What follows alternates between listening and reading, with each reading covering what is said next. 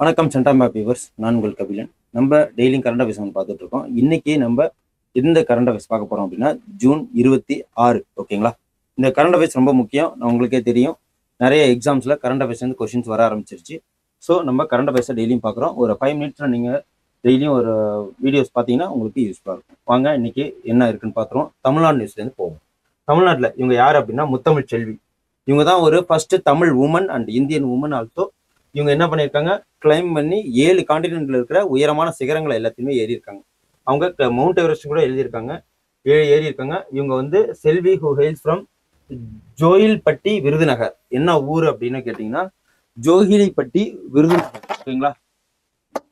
விருதுநகர மாவட்டத்தை சேர்ந்தவங்க முத்தமிழ் செல்வி. இவங்க பேரு first Tamil Nadu woman to scale Mount Everest. Udhayanidhi Stalin honoured Muthamizh Selvi. Significant become the first woman of Tamil Nadu to claim Mount Everest. இவங்க தான். இவங்க அதுக்காக எவ்வளோ செலவு பண்ணியிருக்காங்க அப்படின்னு பார்த்தீங்கன்னா, இந்த மாதிரி 7 மவுண்ட் எவரெஸ்ட் போய் ஏறினதுக்காக 2 கோடி ரூபா வரைக்கும் செலவு பண்ணியிருக்காங்க.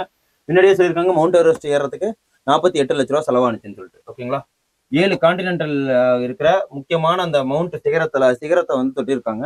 அது என்ன அப்படின்னா நேபாளில் எவரெஸ்ட், அப்புறம் மவுண்ட் எல்பிரஸ் யூரோப்பில் இருக்கிறது, ஆப்பிரிக்காவில் மவுண்ட் கிளிஞ்சிமாஞ்சாரோ, அமெரிக்காவில் இருக்கிற மவுண்ட் அக்கான்குவா, நார்த் அமெரிக்காவில் இருக்கிறது மவுண்ட் மெக்கன்லி, அண்டார்டிகாவில் தான் மவுண்ட் வின்சன், சவுத் ஆஸ்திரேலியாவில் இருக்கிறது மவுண்ட் கொஷிச்சிகாவோ அப்படின்னு சொல்லிட்டு இந்த ஆஸ்திரேலியாவில் இருக்கு. இது அனைத்துமே வந்து இப்போதைக்கு ஏறி இருக்காங்க. ஓகேங்களா? இது அமெரிக்கா கிடையாது, ஆஸ்திரேலியா.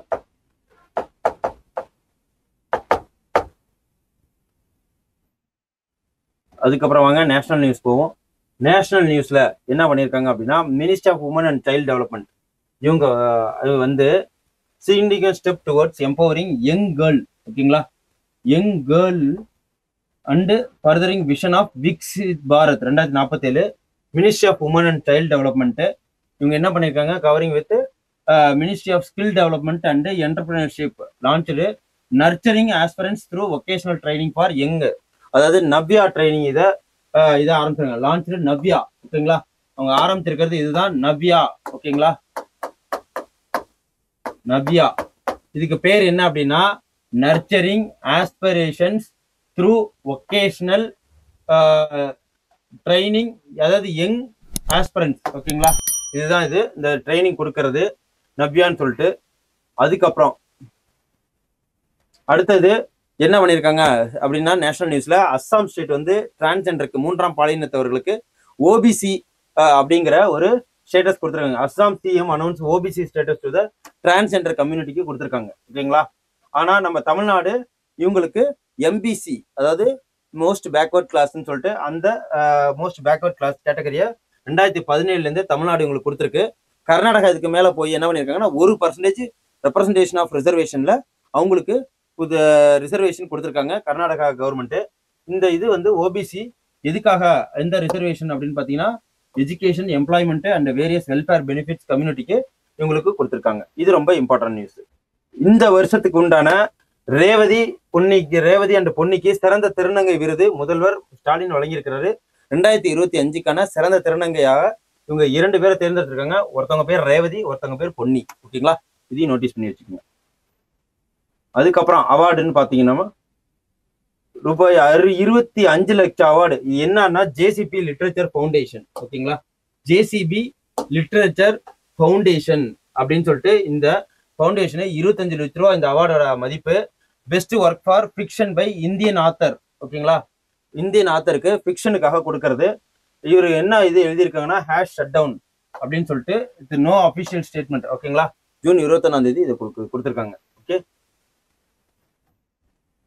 அதுக்கப்புறம் ரிப்போர்ட்ஸ் அண்ட் இண்டைசஸ்ல என்ன பண்ணியிருக்காங்க அப்படின்னு பண்ணா, இந்தியா வந்து 99 ரேங்க். எதுல அப்படின்னு பாத்தீங்கன்னா டாப் 100 கண்ட்ரீஸ்ல சஸ்டைனபிள் டெவலப்மெண்ட் கோல்னு சொல்லுவாங்க, நீடித்த நிலைத்த வளர்ச்சி. ஓகேங்களா? அந்த இதுல 99 ரேங்க். 167 கண்ட்ரில இந்தியா வந்து 99வது கண்ட்ரியா வந்து ரேங்க்ல இருக்கு. 2025 சஸ்டைனபிள் டெவலப்மெண்ட் ரிப்போர்ட், எஸ்டிஆர்னு சொல்லுவாங்க. இந்த யூஎன் சஸ்டைனபிள் டெவலப்மெண்ட் இருக்கு இல்லைங்களா, என்னன்னா யுனைடெட் ஐக்கிய சபையோட நீடித்த நிலைத்த வளர்ச்சிக்கு உண்டான இதுதான். என்ன அப்படின்னா இந்த எஸ்டிஜி அப்படின்னா நோ பாவர்ட்டி அங்க அந்த நாட்டுல இருக்கணும், 0 ஹங்கர் இருக்கணும், குட் ஹெல்த் அண்ட் வெல்பீயிங்காக இருக்கணும். அப்புறம் குவாலிட்டி எஜுகேஷன், அதாவது படிப்பு நல்லா இருக்கணும். ஜெண்டர் ஈக்குவாலிட்டி, ஆண் பெண் சமமாக இருக்கணும். அப்புறம் கிளீன் வாட்டர் அண்ட் சானிடேஷன், சுத்தமான நீர் மற்றும் சுகாதாரத்தோடு இருக்கணும். வாங்கக்கூடிய அளவில் எல்லா பொருளும் இருக்கணும். கிளீன் எனர்ஜி, அதாவது சுத்தமான காற்று இருக்கணும். கிளீன் எனர்ஜினா இந்த எப்படின்னா விண்ட் எனர்ஜி, அந்த இதெல்லாம் சோலார் எனர்ஜிலாம் கிளீன் எனர்ஜி சொல்லுவாங்க, அது இருக்கணும். அப்புறம் decent work and economic growth, ஓகேங்களா, பொருளாதார முன்னேற்றமும், அதுக்கப்புறம் அந்த ஒர்க் வந்து டீசெண்டாகவும் இருக்கணும்னு சொல்லிட்டு, அப்புறம் இண்டஸ்ட்ரி, இன்னோவேஷன், இன்ஃப்ராஸ்ட்ரக்சர் எல்லாமே நல்ல டெவலப்மெண்ட்ல இருக்கணும். சஸ்டைனபிள் சிட்டிஸ் அண்ட் கம்யூனிட்டிஸ், அப்புறம் ரெடியூஸ் இன்இக்வாலிட்டி, ஏற்றத்தாழ்வை குறைக்கணும். ரெஸ்பான்சிவ் கன்சம்ஷன் அண்ட் ப்ரொடக்ஷன் வந்து அதிகப்படுத்தணும். கிளைமேட் ஆக்ஷன், அதாவது நாட்டை சுத்தப்படுத்துகிற பொல்யூஷன் படுத்துகிற எதையுமே வந்து குறைக்கணும். லைஃப் பிலோ த ரிவர், ஓகேங்களா. அப்புறம் அழியக்கூடிய நதிகளை குறைக்கணும். நிலங்களில் வாழ்றதை அதிகப்படுத்தணும். Peace, justice and strong institution இருக்கணும். பார்ட்னர்ஷிப் ஆர் த கோல்ஸ், இது அனைத்துமே வந்து உள்ளடக்கியதான் இந்த 17 சஸ்டைனபிள் டெவலப்மெண்ட் கோல். இதில் ஓரளவுக்கு அட்டைன் பண்ணி 167 நேஷனில் 99 நேஷனாக இந்தியா வந்து இடம்பெற்றிருக்கு. அப்புறம் புக்ஸ் அண்ட் ஆத்தர்ஸ் பார்ப்போம். இது என்ன அப்படின்னா, ஹிஸ்ட்ரி தட் இந்தியா இக்னோர்டு அப்படின்னு சொல்லிட்டு ஒரு புக்கு. அதை யார் எழுதியிருக்காங்கன்னா பிரேம் பிரகாஷ் அப்படிங்கிறவர். இது என்ன அப்படின்னா, அதுக்கப்புறம் the chief minister and the spy அப்படிங்கிற ஒரு புக் இருக்கு. இந்த புக்கை யார் எழுதியிருக்காங்கன்னா அமர்ஜித் சிங் தௌலத் அப்படிங்கிறவர் எழுதியிருக்கிறாரு. அதுக்கப்புறம் த காஷ்மீர் ஷால் அப்படின்னு சொல்லிட்டு ஒரு புக்கு, அதை ரோசி தாமஸ் எழுதியிருக்கிறார், ஓகேங்களா. இதுதான் இந்த புக்கு. அப்புறம் இன்னைக்கு டே என்ன அப்படின்னா, June 26 international day for drugs அபியூஸ்க்கு, டிராஃபிக்கிங்க்கு இன்னைக்கு இன்டர்நேஷனல் டே 26 ஜூனு, ஓகேவா. International day against drug abuse and illicit trafficking. அதாவது இந்த தீம் என்னன்னா, the evidence is clear, invest in prevention அப்படிங்கிறதா இதோட தீம் இன்னைக்கு. அதுக்கப்புறம் தினம் ஒரு திட்டத்துல இன்னைக்கு என்ன திட்டம் பார்க்க போறோம் அப்படின்னா, அட்டல் புஜல் யோஜனா, ஓகேங்களா. இது பார்க்க போறோம். இந்த அட்டல் புஜல் யோஜனா ஜல் சக்தி மினிஸ்டர் கீழே வருது, ஓகேங்களா. Atal Jal central sector scheme. இது வந்து என்னன்னா,